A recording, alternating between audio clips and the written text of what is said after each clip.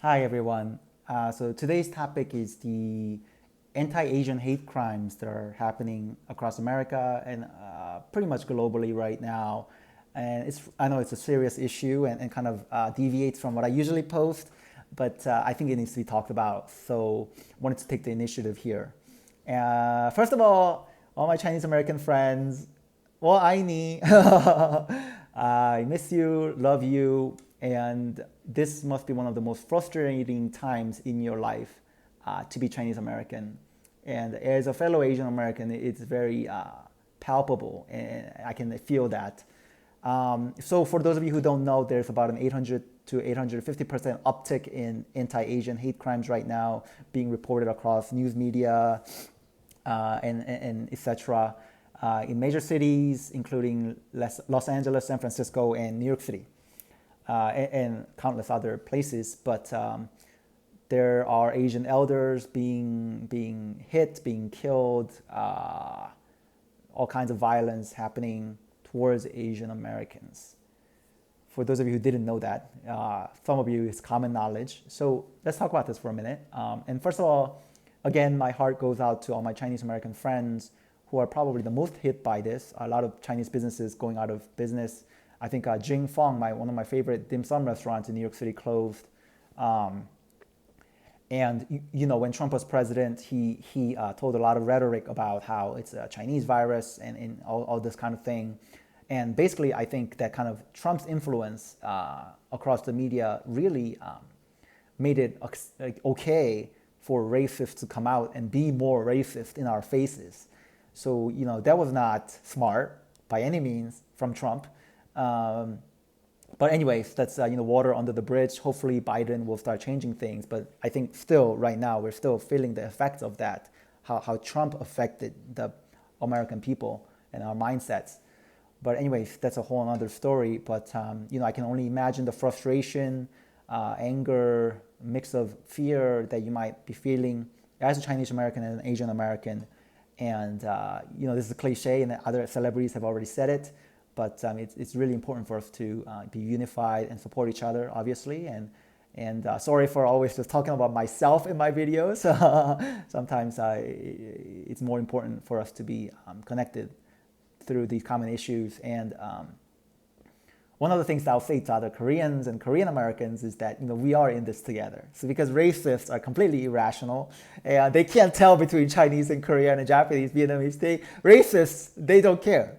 So just because they're going after Chinese Americans now, it doesn't mean that they won't come after Korean Americans and Koreans. They will. So if we need to stand by Chinese Americans right now, and the hardest hit communities. So my heart goes out to you.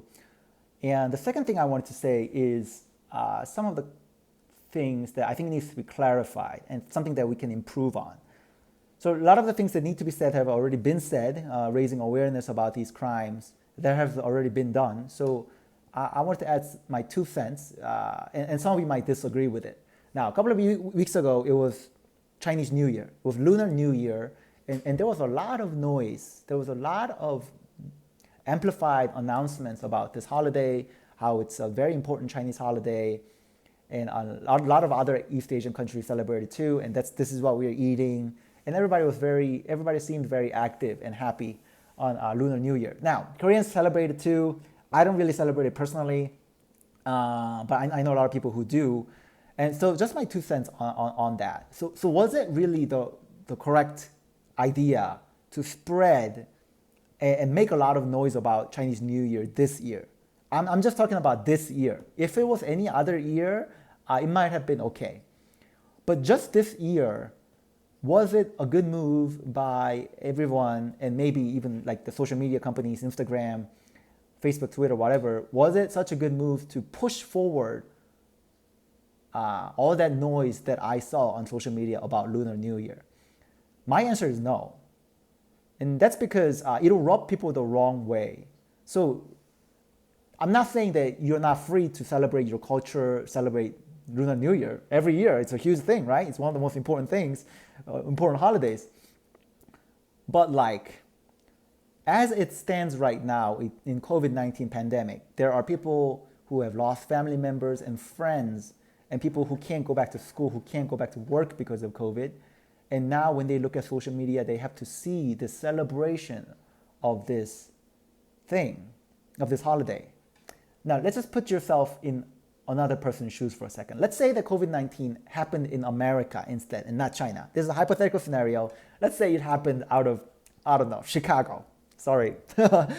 So if it happened in Chicago and Independence Day came around and like 300 Americans started posting a lot about Independence Day. Independence Day is awesome. These are the hot dogs that we're eating.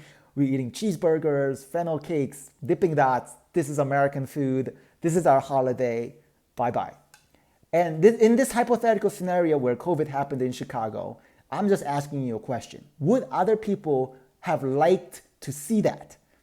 Would other people who are suffering from COVID have liked to see that coming out of America and all this celebration? I think the answer is no.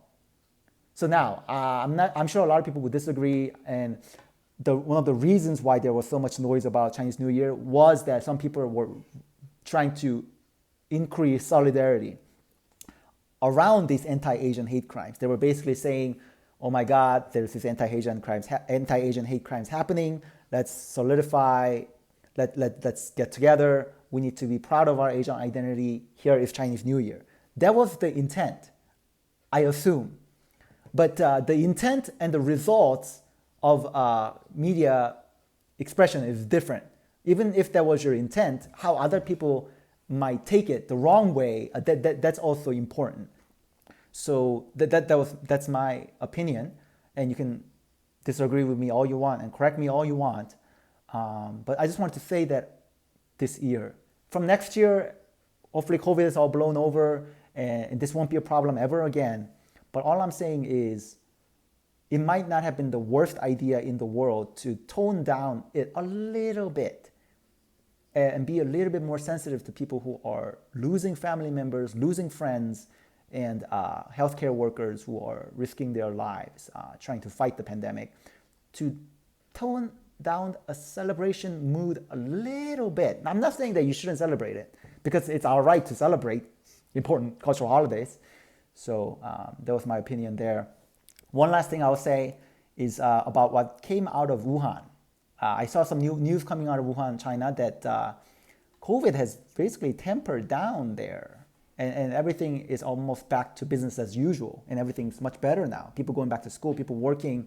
And I saw some pictures coming out of there where people were hanging out in the streets.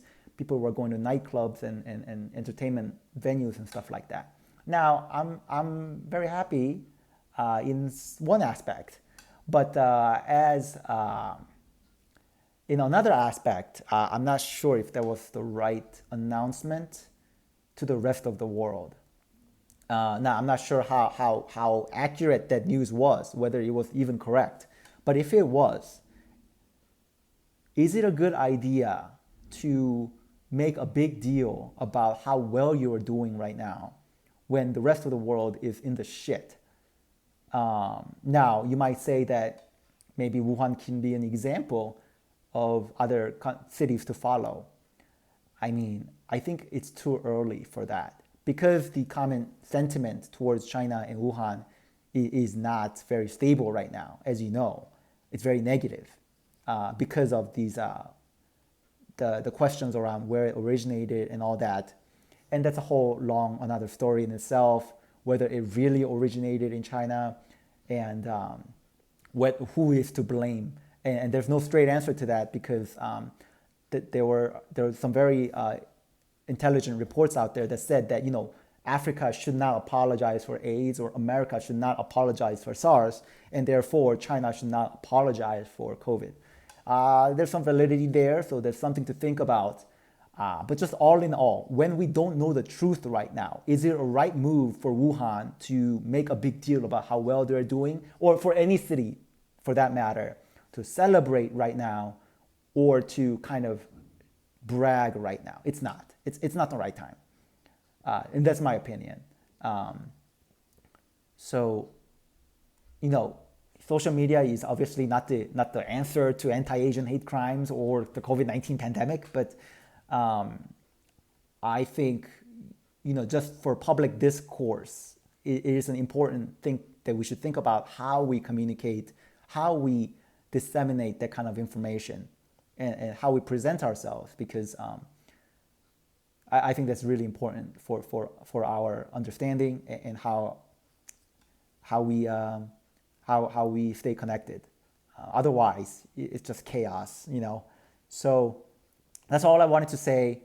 And feel free to leave any feedback. And I guess what I will leave off is that for all the Asian American communities and for all of us, and for the Chinese Americans especially, who are struggling right now and who are feeling nervous right now because of all this anti-Asian environment, I say, and as cliche as this sounds, that this too shall pass. This too shall pass, and we should just stay patient through all this, and really that's my message of the day. We can, yes we can survive. Thank you, bye bye. 大家好，我爱你。